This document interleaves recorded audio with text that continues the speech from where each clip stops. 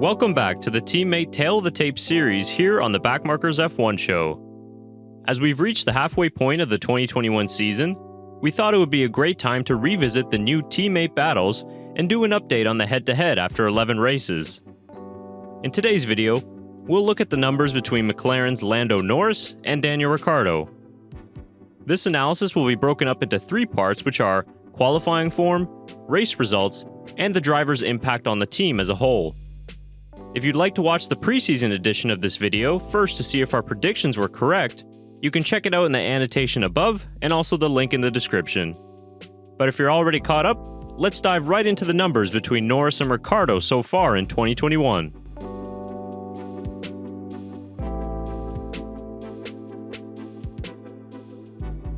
Let's start off by looking at both drivers together and how their results stack up against each other through 11 races. Lando Norris has the clear upper hand in the first half of the season, as he's done an outstanding job for McLaren in his third year with the team.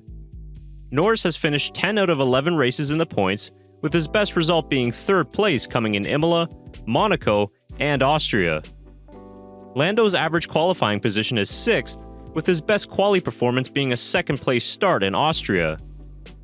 These numbers have helped him maintain third in the Drivers' Championship as F1 headed into the summer break. On the other side of the garage, Daniel Ricciardo has had a turbulent start to his career at McLaren. He's managed to finish 8 out of 11 races in the points, with his best finish being a 5th place recently at the British Grand Prix. Ricciardo has struggled to maximize the pace of the MCL 35M, with his average qualifying only being 10th and his best qualifying result being a 6th place twice in Bahrain and Imola. He's got a 100% finishing record in 2021, which is positive, but it has only yielded him 50 points, good enough for 9th in the standings. Let's now take a closer look at the numbers in the qualifying battle.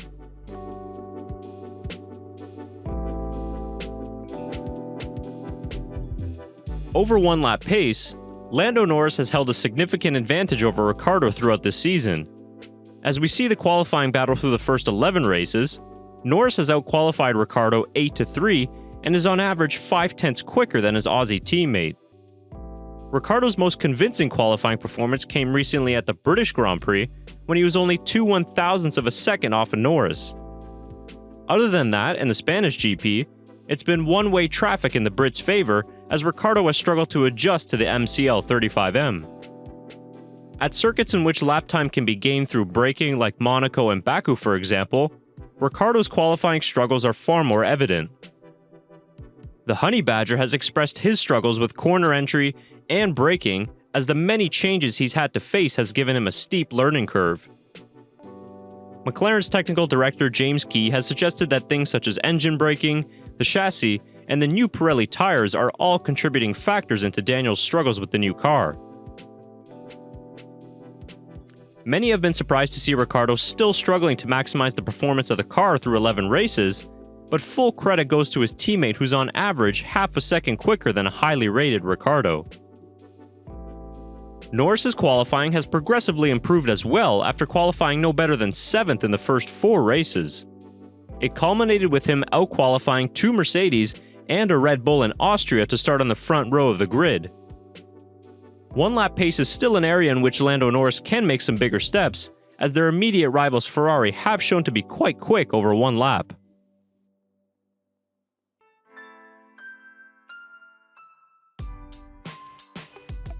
If you're a Ricciardo fan, you would hope that although the qualifying results aren't there, he's making up for it in the races. Unfortunately, that is not the case, as Norris has outraced Ricciardo 9-2 in the first half of the 2021 season.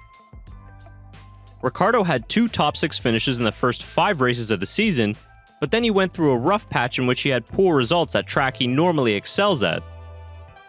Luck hasn't always gone his way with engine issues in Austria and the one-lap crash in Hungary, for example, but Ricciardo has only managed to score 50 points so far this season, which is only good enough for 9th in the driver's standings.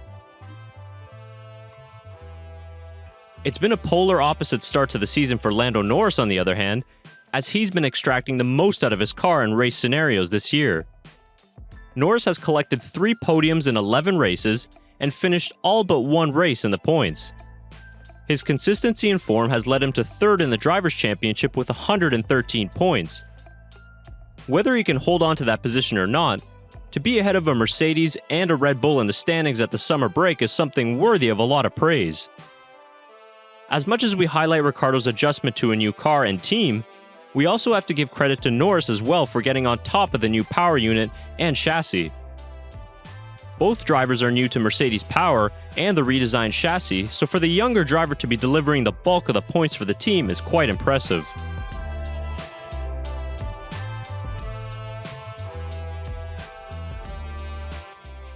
As it stands before the Belgian Grand Prix, McLaren are tied for third in the Constructors' Championship with Ferrari. This battle has been back and forth all year long, and it's interesting watching the dynamic between the two, as Ferrari also have a new driver alongside their young superstar. From the stats we did out in the previous 2 points, it's clear that Lando Norris is largely responsible for McLaren's 163 points as a team. He's assumed the number 1 driver spot and role of team leader, and that has shown itself on and off the track. We haven't seen much of the fun off-track banter between the two that we expected, and Norris seems to be super focused on the task at hand in 2021. Although there has been a clear gap between the two, the partnership of Norris and Ricciardo has still been a strong one. Their finishes at the Emilia-Romagna and British Grand Prix are responsible for 2 of McLaren's biggest point hauls in the last 6 seasons. If Ricciardo can further improve his form and be on par with Norris, McLaren will be a force to reckon with as we move into the new era of cars in 2022. For now, their immediate goal is to be third in the Constructors' standings in what will be a close fight with Ferrari until the end of the season. They'll need Norris to maintain his consistent run of form and race pace, while Ricciardo will have another 12 races to try and get himself closer to his teammate in terms of performance.